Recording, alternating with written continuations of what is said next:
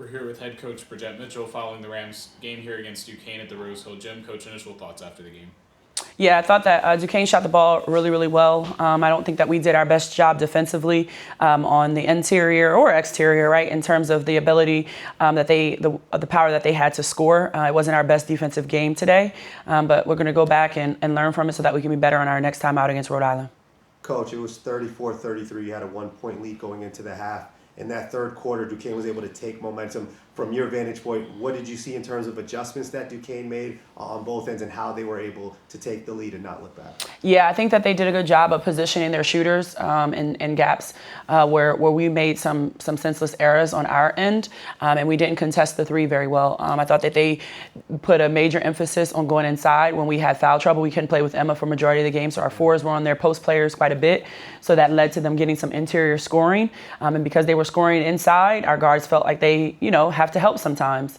And so we were pulled in different directions today. So kudos to them and their game plan and execution of taking advantage of our foul trouble. But we have to be better. We have to be more disciplined so we don't get in as many fouls, knowing that we're limited in bodies to be able to handle business. And I want to ask you about offense because you hit 10 threes, and this is one of the best performances from your team from beyond the arc. However, just 12 points in the paint. I know you spoke to us pregame about 28 being that target number. Just in terms of half-court offense, what did you like about the approach from the perimeter, and what more did you want to see in terms of attacking the basket and making shots around the rim? Yeah, we didn't execute game plan. We were very immature today in a sense of like, you see your three go in, that doesn't mean you always have to shoot it. Our game plan is still the same. We have to get paints in the point if we want to win. When and how we get those, because we're hitting threes, will just be a little different. So knowing, okay, if it's not my shot, I got a +1, but on my +1, I have to penetrate. I got to get a foot in the paint to find and create. And I don't think that we did a good job of really just having belief in our ability to score inside and out. We just said, we're scoring outside, that's the ball game. No.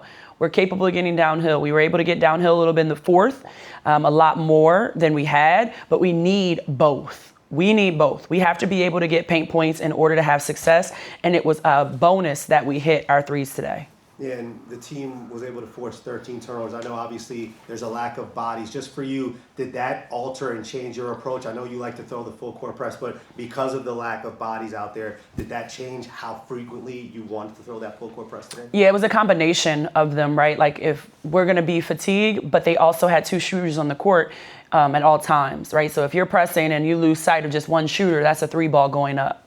And so we just had to be a little bit more strategic. And when we were pressing, try to do a little bit more half-court stuff because we couldn't do what we typically like to do since we were down bodies.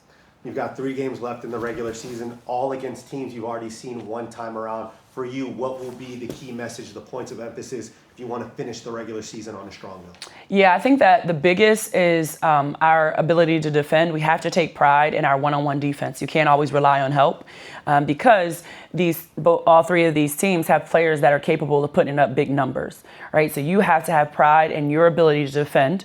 That first and foremost as we go into these next 3. And then second, offensively, we have to continue to share the ball. Like our eyes got big because we were hitting. You've been practicing a lot, right? Like they get shots up. We get shots up. We do a lot of things. And today was the day that you hit. That doesn't mean you go away from your bread and butter. And I think that our ability to get into the paint is why multiple teams have zoned us, right, throughout conference.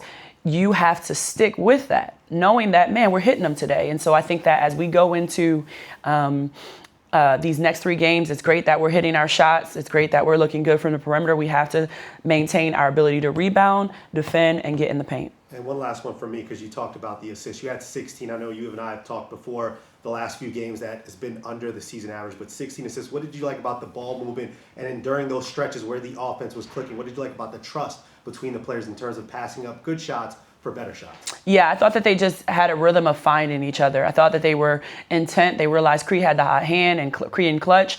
And so they were intentional about looking for them and getting the ball into their hands. And that's what you want to do as a teammate. Well, if you want to be a great teammate, you find the hot hand. Cool. Thank you, Coach. We'll see you next week.